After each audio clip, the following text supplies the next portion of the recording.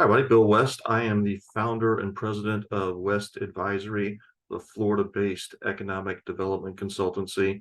I also am a business expert, small business expert, closely held business expert. Have been working with businesses for 30, 35 years or so.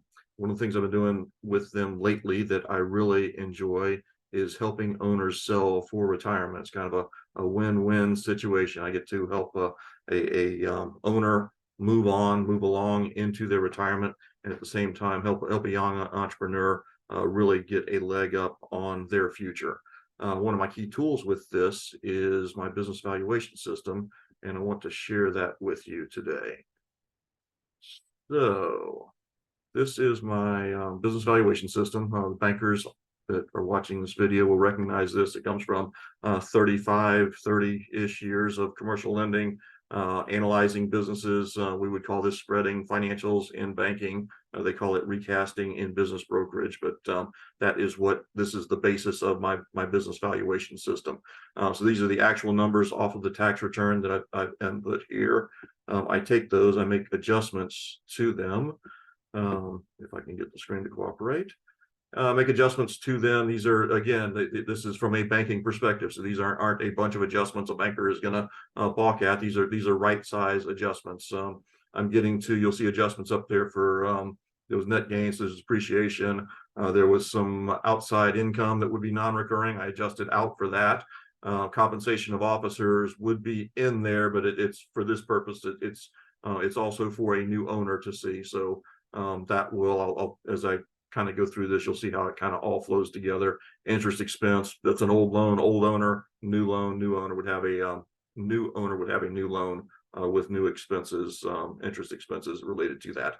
Down kind of below that in the obsolete inventory write-off. So in these other deductions, I have they made an adjustment for inventory a few years ago that was a meaningful adjustment, put them into an unprofitable position, but it's something a banker is going to look at, say, hey, that is a one-time adjustment.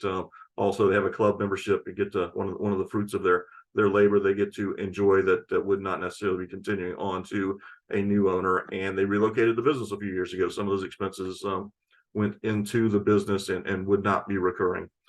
So that is the valuation system. The report that I produce looks like this. So it's a nice clean report, very detailed. Came to as I build these reports, so I'm analyzing, I'm discussing with the business owner about their business, understanding their business. As you can kind of tell from what I quickly ran through there, we have a discussion of what could and should be added back, should not be added back, how the business functions, how their cash flow cycle functions, and build this out of that. I compare that to a database of SBA solds comparables that allows me to come up with a very good understanding of exactly how the business should be valued, comparing it to past businesses that have been sold, similar businesses. I'm looking actually in their industry by the NAICS code, and then further analyzing to make sure I've got exactly the right kind of business when I'm doing these valuations. But this is the unadjusted tax return input here. The common size is valuable. Bankers will all know this. Their RMA courses and things, common size adjustments. I tell people, I had a restaurant client with these. We looked at commons. They had two restaurants. We looked at the common size numbers, and it was very, very easy to see that they were being stolen from out of one of their restaurants. And they were able to nip that in the bud. So there's more benefits than just the valuation here. But so these are those normalizing adjustments that I kind of went through with you earlier.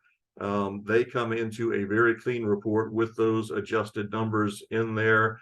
A new buyer can see the seller's benefit that they're going to receive out of the business.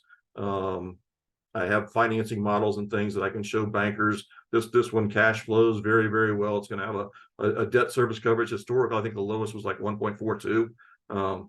Very, very, very nice business. Future projections are easily over 2% with that. But so I analyze the business. This is the normalized version of that. Again, common sized, important information, valuable information that's in there. I also analyzed the balance sheet again, we know that there's a lot of important information here too. If their debt's growing for some unknown reason, the business may not be performing as you would have expected from the other numbers. So you can kind of balance out and look through there.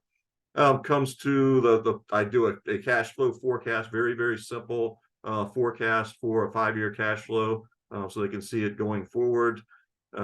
Compare that to, again, as I said, my other businesses, the database that I have.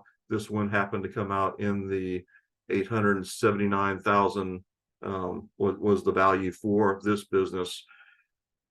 Owners should think about the value of their business, whether they have a succession plan, do not have a succession plan, should be thinking about a succession plan, should be thinking about their exit. I would love to assist. Bill West.